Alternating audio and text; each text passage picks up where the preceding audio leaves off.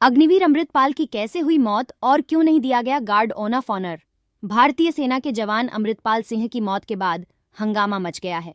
पंजाब स्थित उनके गांव में जब उनका शव पहुंचा और सेना की ओर से अमृतपाल को कोई सम्मान नहीं दिया गया तो मामला राजनीतिक हो गया। विपक्षी पार्टियों ने सवाल उठाए कि शहीद होने के बावजूद अमृतपाल सिंह को न तो सलामी दी गई और न ही उनका शव लाने के लिए सरकारी गाड़ी ही भेजी गई। अब इस पर भारतीय सेना ने एक विस्तृत जवाब दिया है और बताया है कि अग्निवीर योजना के तहत सेना में भर्ती हुए अमृतपाल सिंह को पारंपरिक तरीके सम्मान क्यों नहीं दिया गया था।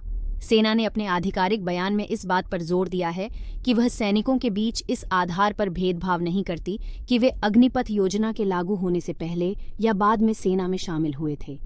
ऐसे आरोप थे कि अमृतपाल सिंह के अंतिम संस्कार में सैन्य सम्मान नहीं दिया गया क्योंकि वह एक अग्निवीर सैनिक थे।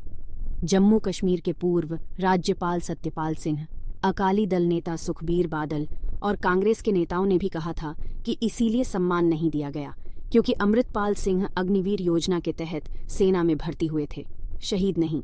आत्महत्या का केस भारतीय सेना ने अपने आधिकारिक बयान में कहा है कि अमृतपाल सिंह ने राजौरी सेक्टर में संतरी की ड्यूटी के दौरान खुद को गोली मारकर आत्महत्या कर ली थी।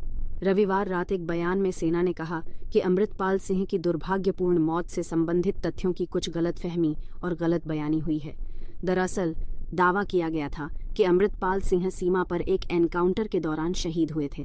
सेना ने इस दावे को गलत बताया है। हुसैना ने बताया है कि 11 अक्टूबर को अमृतपाल सिंह ने गोली मारकर खुद की जान ले ली थी।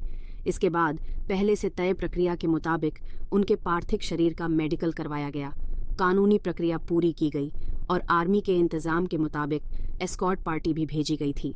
उनके गांव में उनका अंतिम संस्कार करवाया गया। सेना अपने जवानों के बीच इस आधार पर कोई भेदभाव नहीं करती है कि वे अग्निपथ योजना के तहत भर्ती हुए हैं या नहीं। सेना ने सामने रखा पूरा रिकॉर्ड। सेना ने यह भी बताया है कि यह ऐसा पहला मामला नहीं है। इसके अलावा आर्मी ऑर्डर 1967 के मुताबिक आत्महत्या या खुद को चोट पहुंचाने की वजह से हुई मौत के मामलों में सेना की ओर से ससम्मान अंतिम संस्कार का प्रावधान नहीं है। सेना ने यह भी साफ किया है कि शुरू से ही इसी नीति का पालन किया जा रहा है और इसमें कोई भेदभाव नहीं किया गया है। सेना की ओर से जारी आंकड़ों के मुताबिक साल 2001 से अभी तक 100 से 140 मामले ऐसे हैं जिनमें सेना के जवानों की मौत आत्महत्या या खुद को पहुंचाई गई चोट की वजह से हुई है। इन सभी मामलों में सेना की ओर से जवानों का अंतिम संस्कार पारंपरिक रूप से नहीं किया गया।